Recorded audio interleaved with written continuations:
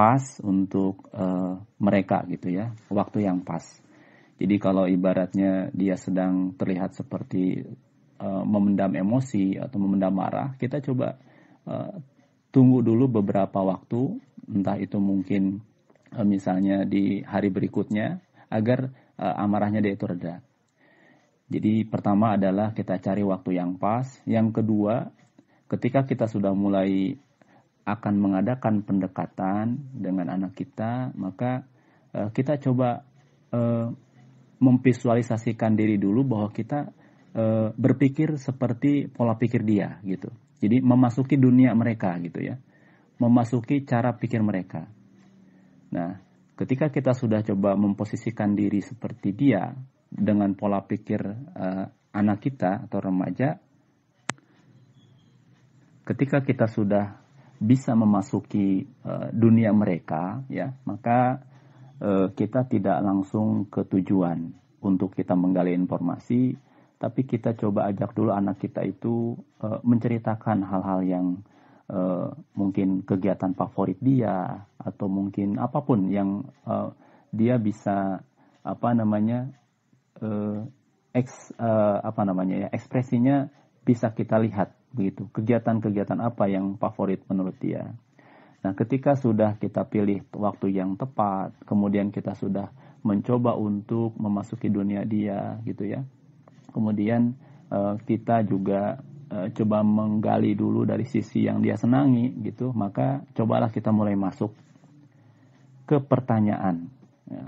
Dan pertanyaannya pun ini pertanyaan yang sifatnya langsung spesifik ya, tidak kemana-mana. Kadang kita bertanya tidak fokus ya. Ya, kita coba tanyakan hal-hal yang langsung sifatnya spesifik. Nah, ketika itu kita lakukan, upaya-upaya tadi sudah kita lakukan, ternyata masih belum mempan juga, memang kata kuncinya perlu perjuangan dan kesabaran ya. Karena memang karakteristik anak yang introvert itu tidak serta-merta kemudian dia mudah untuk mengatakan atau menceritakan apa yang dia alami itu kepada orang lain, termasuk kepada orang tuanya. Ya. Nah, jadi itu mungkin untuk pertanyaan yang pertama. Jadi intinya ketika kita sudah coba lakukan itu dan belum berhasil juga, maka kata kuncinya jangan menyerah, begitu. Dan jangan lupa Bapak Ibu, ketika di setiap akhir sholat kita, ya kita doakan anak-anak kita gitu ya, karena doa orang tua juga itu hal yang amat penting untuk bagaimana anak kita nantinya. Untuk pertanyaan yang kedua, saya coba mungkin jawab ya dari persepsi saya. Nanti mangga Bapak Ibu bisa kita berdiskusi lah, intinya seperti itu. Bagaimana cara mengubah pandangan atau pola pikir anak terhadap orang tua yang mendidik anak secara keras, namun didikan tersebut sebenarnya positif untuk masa depannya. Memang segala sesuatu itu kita tahu bahwa bermula dari apa yang namanya persepsi ya. Dua orang bisa berantem hebat karena memiliki persepsi yang berbeda terhadap satu hal yang sama sebetulnya. Atau bahkan dua orang yang sama sekali tidak mengenal dan bukan hubungan saudara itu bisa saling akur, bahkan bisa seperti melebihi saudara kandung sendiri karena dia memiliki persepsi yang sama terhadap satu hal, padahal dia orang lain. Nah, jadi memang persepsi ini yang perlu kita sangat hati-hati. Nah, terkadang persepsi kita sebagai orang tua dengan persepsi anak ini berbeda. Wajar saja karena kita dibatasi atau memiliki jarak usia yang berbeda gitu.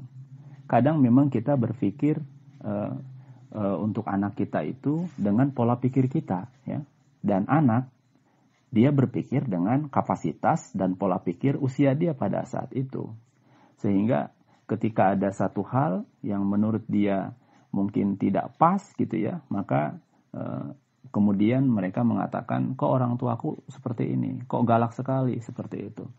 Nah, kaitannya dengan pola mendidik yang keras ya, pada saat-saat tertentu kita perlu memang untuk tegas ya kepada anak kita ya, Untuk hal-hal yang sifatnya kedisiplinan dalam hal ibadah misalnya, atau dalam hal tata krama dan sebagainya, kita perlu tegas ya. Tapi ada sisi-sisi di mana kita juga sebagai orang tua perlu melunak juga kepada mereka ya. Artinya coba memasuki dunia mereka. Kita memposisikan diri sebagai dia ketika misalnya dia menghadapi seperti ini, apa yang akan kita lakukan ya. Nah, dan tentunya pasti setiap orang tua mempunyai pola-pola mendidik yang berbeda, tapi memiliki tujuan yang sama agar anak-anaknya bisa disiplin, ya bisa sesuai dengan apa yang kita harapkan, seperti itu. Jadi ada ibarat yang mengatakan bahwa ketika kita memang mendidik anak kita itu ya seperti kita main layangan lah, ya ada tarik ulur ya seperti itu. Ketika angin ini sedang bagus ya kan, maka mungkin kita bisa bentang layang-layang kita itu demikian tinggi. Tapi ketika anginnya tidak bagus, bahkan mungkin sama sekali tidak bisa menerbangkan layangan, maka kita coba ulur ya, tarik ya seperti itu. Ya artinya antara ketegasan kita, kemudian juga dengan porsi kita untuk memberikan reward terhadap dia, itu juga seyogianya harus berimbang. Jangan sampai kita memiliki kesan di mata anak-anak kita itu, bapak ibuku itu bisanya cuma menghukum, melabeling aku seperti aku ini seolah-olah selalu berbuat salah. Nah ini naudzubillah ya, semoga itu tidak terjadi terhadap persepsi anak-anak kita. Tapi kita selalu berikan pengertian. Ketika kita selesai memberikan satu hukuman misalnya karena konsekuensi apa yang dia lakukan tidak memenuhi atau tidak mentaati aturan yang sudah ditetapkan, maka kita harus ada closingnya gitu. Artinya kita harus ada penjelasannya yang kita berikan kepada dia di waktu yang tepat. Ya misalnya ketika dia mau menjelang tidur ya kan, kita dekati, kita elus-elus dulu rambutnya ya kan. Coba ajak ngobrol dulu ya. Kemudian kita berikan pengertian kepada dia. Kenapa bapak melakukan ini atau ibu melakukan ini kepada kamu ya kan? Kamu misalnya tidak dikasih uang jajan karena begini. Ini tujuannya gini-gini. Jadi setiap apa yang kita berikan kepada anak kita, baik mungkin reward atau hadiah maupun sanksi, itu harus ada closing statement-nya istilahnya. Agar anak kita memahami. Oh ya, akhirnya dia bisa merenungkan bahwa apa yang dilakukan oleh orang tuanya ini tujuannya adalah untuk kebaikan dia. Seperti itu.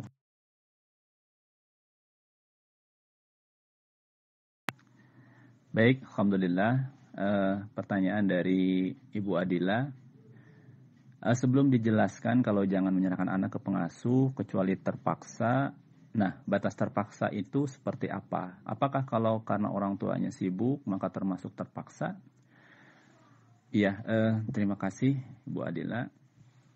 Memang Sayyidina Ali radhiyallahu anhu ini mengatakan dalam satu ucapannya yang sangat terkenal, yang kita mungkin sering mendapati itu. Didiklah anak-anakmu sesuai dengan zamannya. Sedikit mungkin saya ulas pada termin 1 bahwa ada 3 tahapan dalam mendidik anak kita ya, menurut Sayyidina Ali. Yang pertama adalah fase 0 sampai 7 tahun, di mana ini adalah anak-anak kita pada usia golden age istilahnya, usia emas ya. Karena pada masa-masa 0 sampai 7 tahun ini daya rekam anak kita terhadap segala hal ini sungguh luar biasa, karena seiring dengan berkembang pesatnya kapasitas otak dia gitu ya, dari sisi perkembangan, psikologi perkembangan.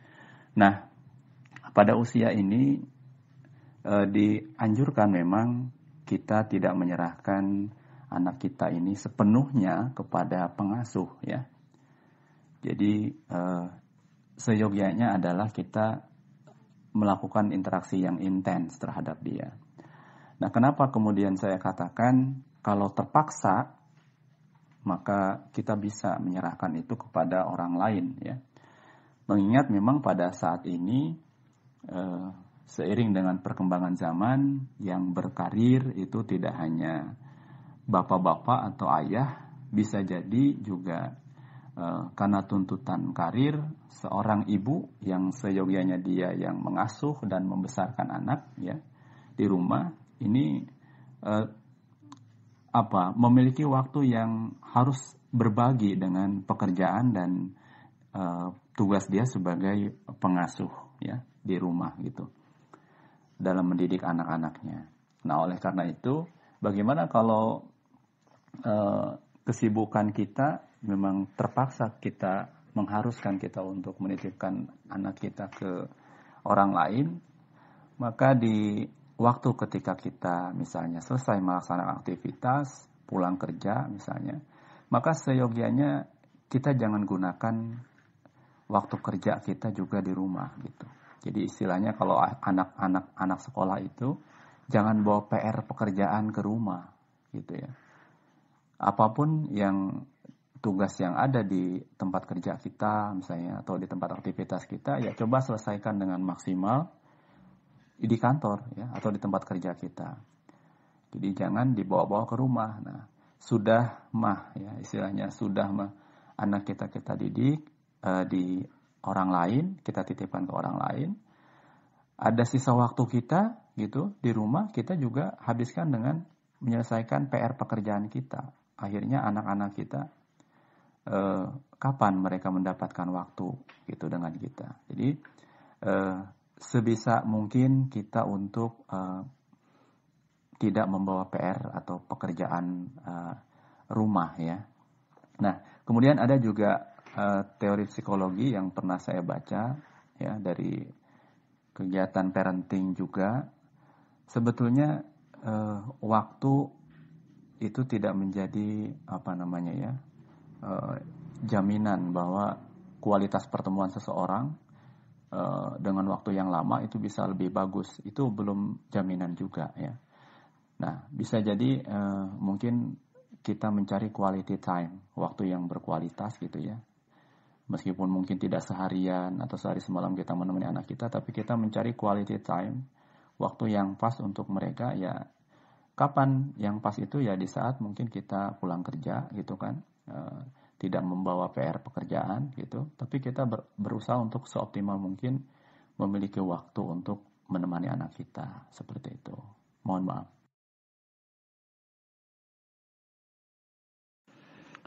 Baik, alhamdulillah, saya coba sharing dengan pertanyaan berikutnya dari Ibu Rohayati. Apa yang harus saya lakukan pada anak yang sering main HP sedangkan malas membantu orang tua? Ya, memang ini juga menjadi masalah saya, masalah kita semua Bapak Ibu, ya, seiring perkembangan zaman ini. Yang namanya HP atau gadget ini luar biasa, ya, menyita menyita waktu, menyita pikiran kita sebagai orang tua untuk bisa membatasi, ya, anak-anak kita dalam hal bermain HP. Terus terang saya pun masih mencari formula ini, ya. Tapi saya coba menerapkan ke mereka, ya, pernah menerapkan ke mereka karena aktivitas mereka ini misalnya sekolah, ya, dari Senin hingga Jumat. Kalau misalnya di sekolah negeri mungkin bisa sampai Sabtu, ya. Nah, di waktu-waktu itu tentu mereka juga banyak tugas belajar mereka, ya, dari sekolahnya. Maka kita berikan kesepakatan. Oke, silakan kamu bisa main HP, ya, cuma di hari Sabtu atau Minggu. Dan itu pun waktunya kita batasi, ya. Dengan kita berikan pengertian berlama-lama di depan handphone itu bisa mengganggu pandangan kita dalam jangka waktu yang panjang, ya, karena radiasinya nanti matanya bisa minus, ya. Nah, kita sambil memberikan fakta-fakta itu. Jadi kita coba berikan aturan lah pada intinya, Bu. Kita berikan aturan, main HP silakan tapi di waktu yang tepat. pada saatnya kamu belajar, ya mungkin HP harus dilakukan dengan bijak, ya. Terkadang kan bisa aja anak kita itu alasan belajar dari HP gitu, karena tugasnya sekarang apalagi masa-masa pandemi seperti ini, belajarnya harus daring ya, dengan jaringan online begitu. Kadang HP menjadi dalih mereka untuk berlama-lama dengan HP, ya seperti itu. Jadi intinya Bapak Ibu tetap kita controlling, ya kan, kita berikan aturan, ya. Kita coba terapkan misalnya selama seminggu ini berjalan atau tidak, disepakati atau tidak, dipatuhi atau tidak oleh anak kita. Nah kalau tidak, maka kita coba cari formula yang lain, ya. Misalnya menerapkan aturan yang baru, ya kan. Tapi ketika dilanggar itu nanti ada konsekuensinya, seperti itu. Terima kasih Ibu. Baik, alhamdulillah dari Ibu Yastika ya. Alhamdulillah Bu, kalau pertanyaan nomor 2 kita bisa saling berbagi ya. Ini pun mungkin masih ada persepsi yang lain dari Bapak Ibu. Ya, mangga kita sama-sama belajar ya. Kaitannya dengan pertanyaan nomor 1, saya mungkin coba ingin menambahkan barangkali ya. Pertama memang karakteristik anak itu ada yang introvert, ada yang extrovert. Itu sebetulnya bisa terlihat dari sejak awal-awal masa perkembangan dia ya.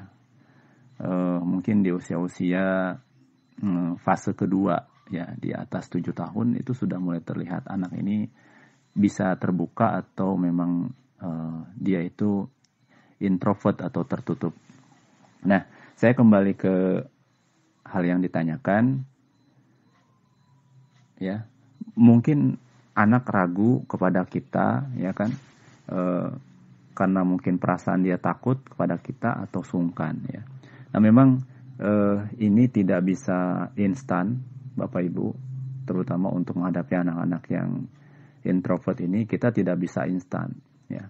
Ada teori psikologi yang sangat menganjurkan kita.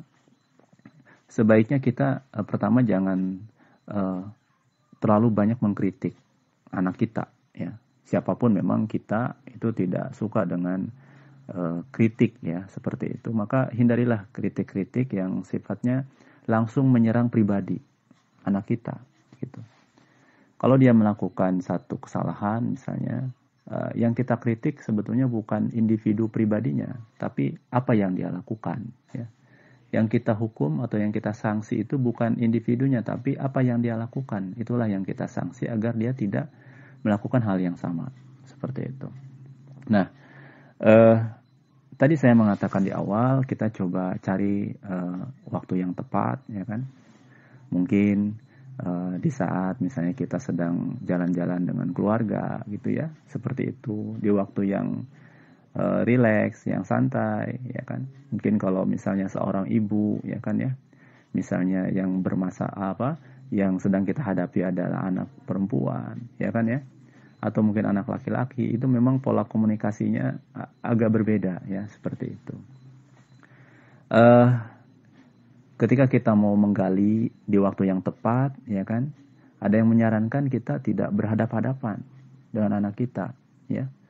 Kalau berhadap-hadapan itu kesannya kita sedang menginterogasi, gitu. Memaksa dia untuk menceritakan semuanya.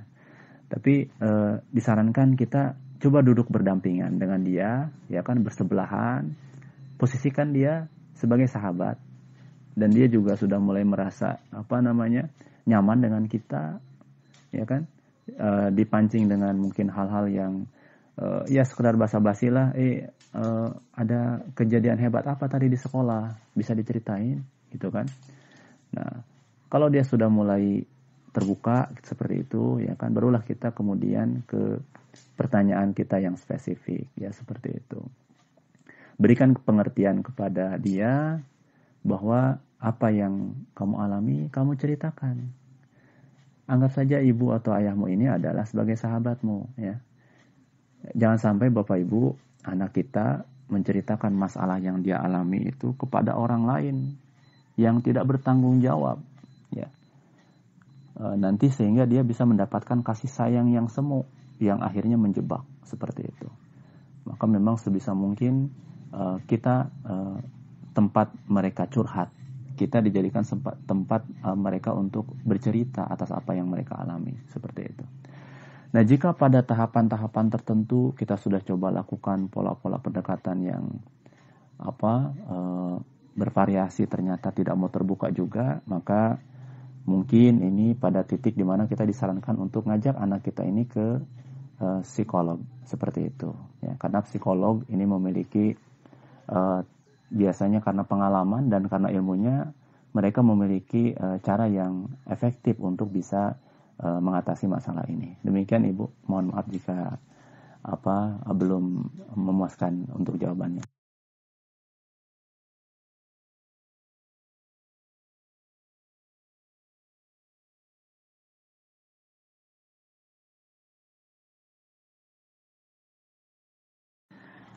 Alhamdulillah, Ayah Bunda, Bapak Ibu sekalian, terima kasih sudah meluangkan waktu untuk kita saling berbagi.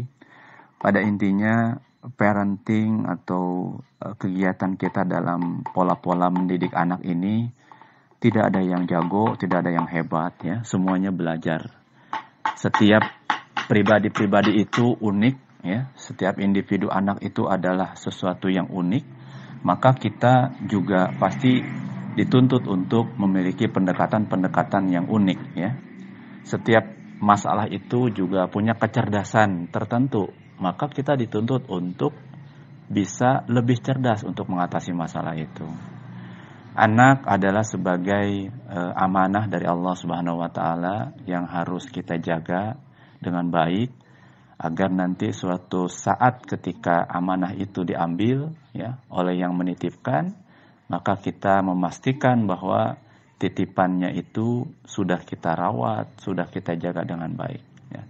Mudah-mudahan kita semua termasuk orang tua yang bisa memberikan hal terbaik untuk anak-anak kita. Jangan lupa Bapak Ibu, di setiap sholat kita, di akhir sholat kita, entah sholat malam atau mungkin sholat wajib, kita doakan anak-anak kita. Karena doa kita itu yang paling dekat dengan kesuksesan anak-anak kita, ya. Itu saja mungkin yang bisa saya sampaikan.